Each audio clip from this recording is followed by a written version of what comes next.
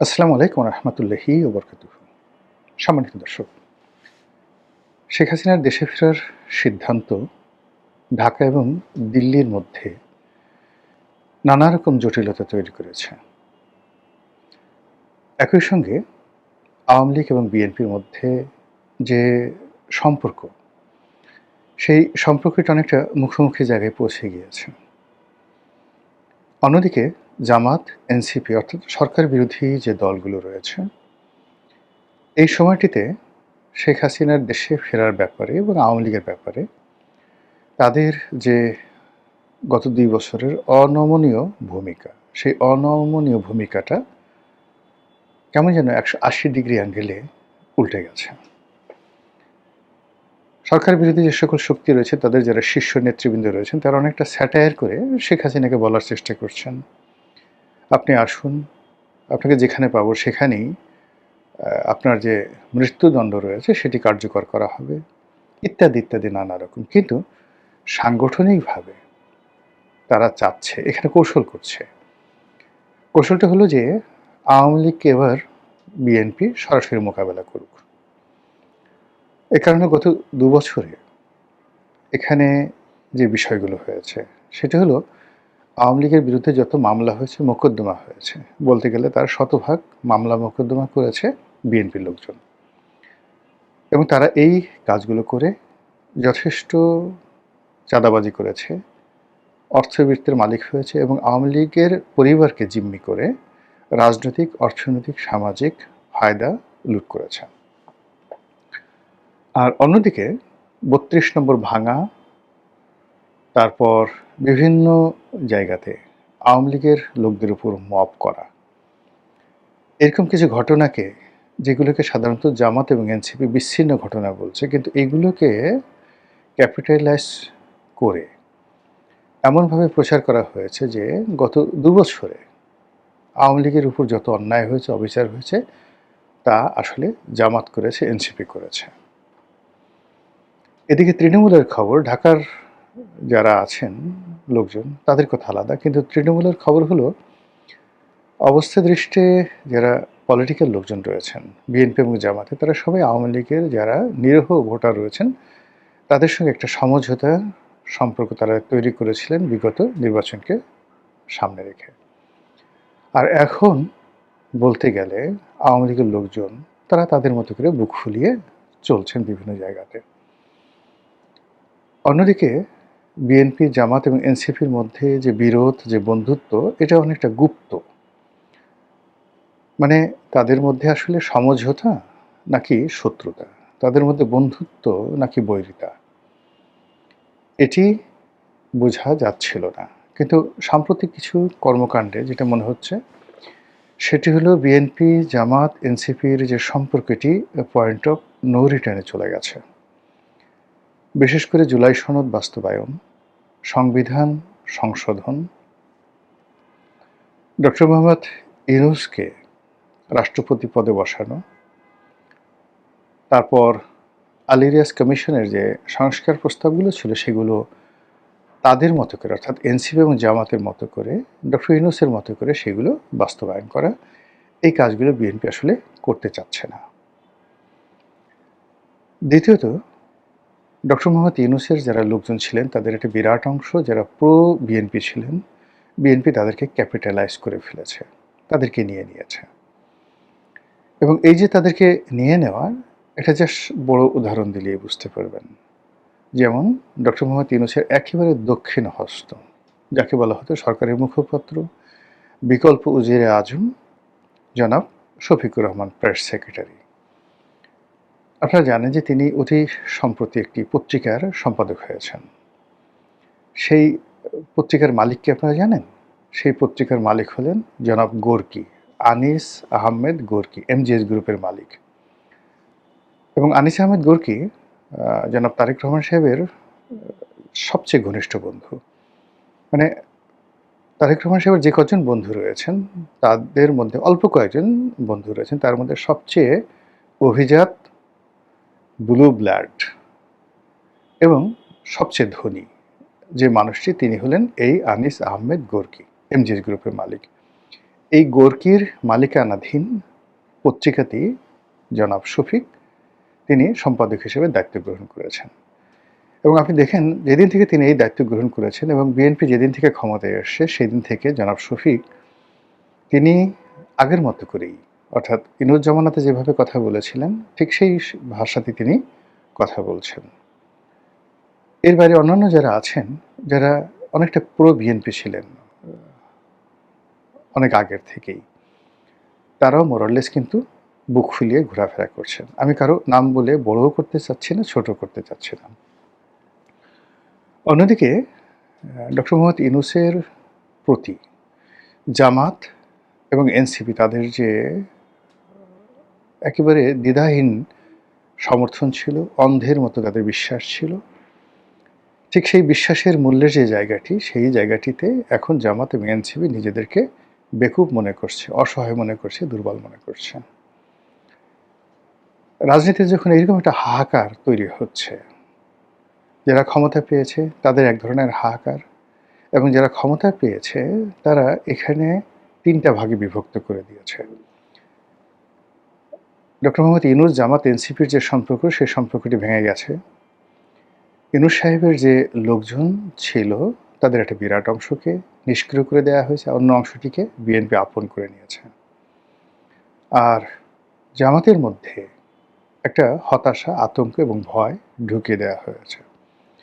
ঠিক এই সময়টিতে যখন শেখ হাসিনা বললেন যে আমি বাংলাদেশে আসছি এবং ডিসেম্বর মাসে আসছি, তখন সঙ্গত কারণে যেহেতু এখানে আলটিমেটলি একটা বিভেদ তৈরি হয়ে গিয়েছিল এবং এই বিভেদটা আর জোড়া লাগানোর কোনো স্কোপ আগামীতে নেই।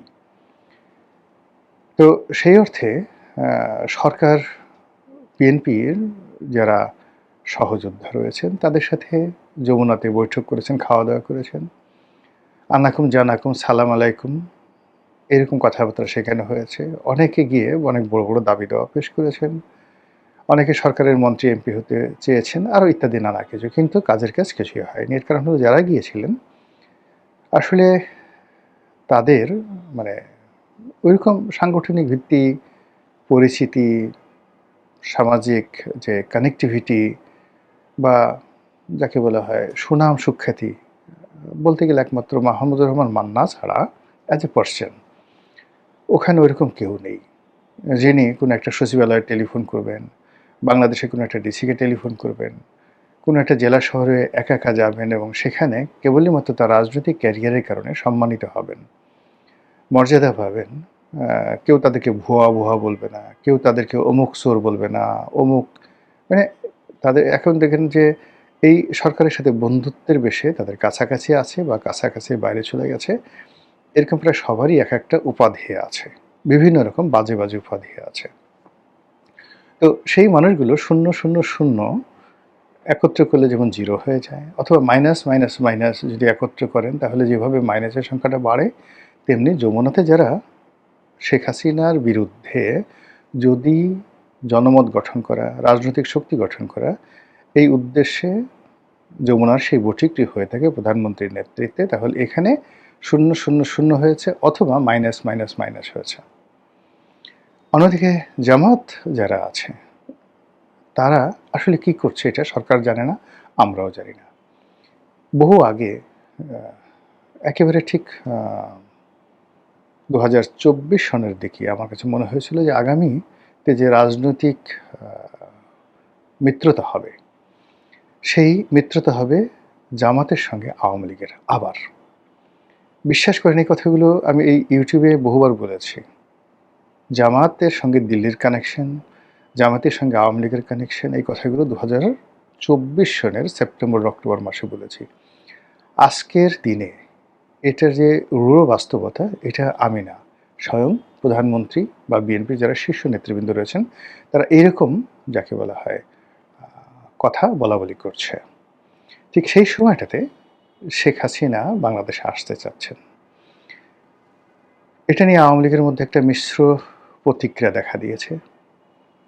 তারা এখন কি করবেন? অনেকে যেমন খুব স্বপ্ন দেখছেন শেখ হাসিনা আসবেন, এটা হবে এটা হবে এটা হবে, তারা সবাই গণহারে জেলে যাবেন। অথবা অনেকে চিন্তা ভাবনা করছেন শেখ হাসিনা যেদিন আসবেন সেই দিন আসলে তারেক রহমান সাহেব আসার পরে যেভাবে পরিস্থিতি সব কিছু তারেক রহমান সাহেবের নেতৃত্বে চলে গেছে, নিয়ন্ত্রণে চলে গেছে, শেখ হাসিনা আসলেও একই পরিস্থিতি হবে। এটা আওয়ামী লীগের বিশাল শ্রেণী মনে করছে। আওয়ামী লীগের যারা একটু সমঝদার তারা চিন্তা করছেন যে আচ্ছা ঠিক আছে, দেশের বাইরে পালিয়ে থাকার চাইতে এখানে এসে আমরা যদি জেলখানাতে থাকি, দেশে রাজনীতি করি, তাহলে অন্তত মুখ রক্ষা হয়। শেখ হাসিনা হয়তো মনে করছেন যে আমি আর বাঁচব কয়দিন, এই সময়টিতে আমি আমার দেশের মাটিতে থাকব, দেশের মাটিতে কবর রচিত হবে, এরকম একটা আকাঙ্ক্ষা তার মধ্যে আসতে পারে। আবার অন্যদিকে তার যে জিদ, তার শরীরের যে অবস্থা এবং একই সঙ্গে তার যে অতীত ক্যারেক্টারিস্টিক্স, সেই দিক থেকে তার যে হুমকি, এই হুমকিটা যে ফেলে দিতে মানে সরকার যে ফেলে দিবে বা গণ্য করবে না, এটাও কিন্তু কোনো অবস্থাতেই যাকে বলা হয় মনে করার কোনো কারণ নেই। একেবারে সর্বশেষ যেটি, সেটি হলো দিল্লি। এখানে সরকারের সাথে কি খেলা খেলছে, এটার উপর অনেক কিছু নির্ভর করবে। যেমন দেখা গেল যে প্রথম দিকে একেবারে দিল্লি এগিয়ে এলেন তারেক রহমান সাহেবের সাথে সম্পর্ক করার জন্য, কিন্তু পরবর্তীতে বিভিন্ন কারণে সেই সম্পর্কটা হলো না।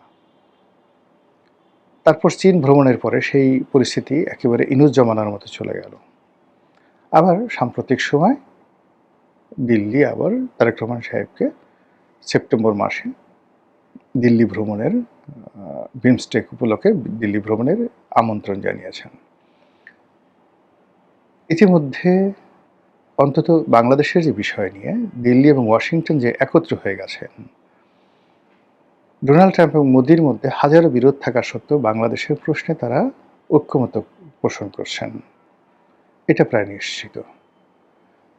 ২ নম্বর হলো যে দিল্লি এবং আমেরিকা বুঝে গেছে তাদের যে কৌশলগত যে বিষয়গুলো দরকার বাংলাদেশ থেকে, মূলত সে বাংলাদেশ থেকে ব্যবসা বাণিজ্য নিয়ে ভারতেরও মাথা ব্যথা নেই। এর কারণ হলো তাদের ট্রিলিয়ন ট্রিলিয়ন ডলারের ইকোনমি, সেখানে বাংলাদেশের সঙ্গে তাদের যে ব্যবসা বড় জোর কত $40 বিলিয়ন ইয়ারলি ব্যবসা, নট মোর দ্যান দ্যাট।